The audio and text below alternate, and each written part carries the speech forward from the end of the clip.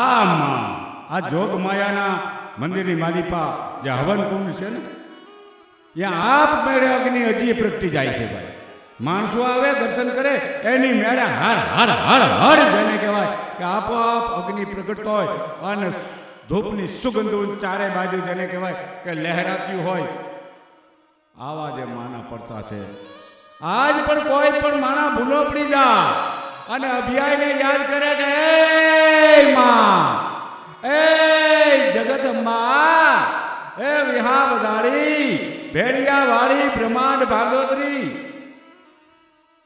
હવે મારે જ નથી હોય તો માં કહેવાની જરૂરી નથી. બાળ સ્વરૂપ કે નાનકડી દીકરી જેવું સ્વરૂપ ધારણ કરી અને ખુદ માં અહીંયા કણે આવે અને માર્ગે ચડાવે તો યા અભિયાય ચડાવતી હોય છે ભાઈ.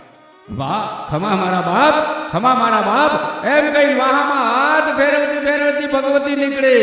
આ જનેતા અને તઈ તો લખ્યું હોય છે કે બાઈ આવીએ સંકટા પડીએ તારવા ચારણ બેડા નામડા ભમણા લિયા વધારણી નૂર ચારણી પધાર મયા સુધારણી કવેસરા કાચું હિંગડાજ આદમાં તો હજુરાજુ જાડંદરી ગાતરાળ કારકા ભવાની જયા રવેતી અંબિકા દેવી કથા ચકરાય તો વડાવાળી આશાપુરી ડુંગરથી થડાવાળી માટવાળી તુલજનમાં ભૂતાળી મહમાય ટુંડાવાળી રાજબાઈ કરની મયારી વિજેશ્વરી વાઘેશ્વરી દેવિયા વડાઈ પાવાવાળી ત્રિશુરારી ભેડિયારી આ ભગવતી જ્યારે જ્યારે જેને જેને યાદ કરી, જ્યારે જ્યારે સ્મરણ થયું છે ઇતિ ક્ષણે એક પણ ક્ષણનો વિલંબ ન થવા દે અને માં પ્રગટ થઈ છે.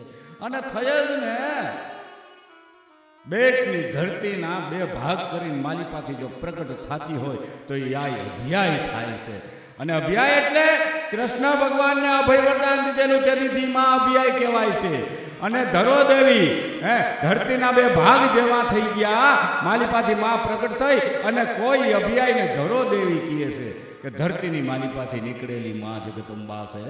આજે કોઈ પણ રીતે કોઈ પણ સમય ઉપર ગમે ત્યારે તમે જાઓ અને માને જઈને વિનંતી કરો એ કાર્ય પૂર્ણ અવશ્ય થયા વગર રે નહીં. ઈ આ ધરતીની તાસીર, ઈ આ ધરતી, આ ઈ ભાતીગઢ ભૂમિકા. આવી ભૂમિકાની માથે અનેક જેને કહેવાય કે દેવને દેવસ્થાનાઓ જ્યાં બિરાજમાન છે, અનેક સંતો જે ઠેકાણે થઈ ગયા છે.